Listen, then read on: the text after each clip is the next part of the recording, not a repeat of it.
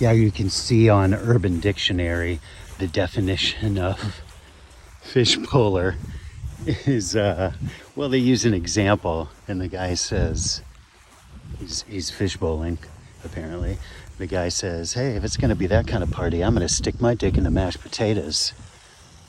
And maybe you've heard this from an album or two. And that's the idea. It's someone that's looking for attention. So I'm certainly looking for attention. All eyes on me. In fact, it makes me think of, it can be a charitable thing to call attention to yourself. If something needs to be distracted from, for instance, it's like, hey, everybody, why don't you look over here? Everybody look at me. It's a distraction. It's a service to, comfort people, to take them away from the anguish of life or something like that. I'm not trying to elevate what fish bowler is, but these situations happen. I know this because I'm a big advocate of art making, and I'm a big connoisseur of art appreciation. And sometimes I'll appreciate something that it takes me into a different world.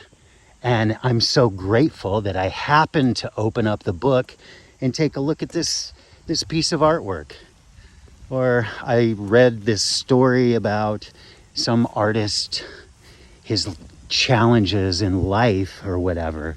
Maybe he was homosexual and his parents hated him for it, and religion, anguish, and all this, and he had to overcome. I love those overcoming stories, a woman that has to overcome, that there are always things like that. And some of those stories are genuine.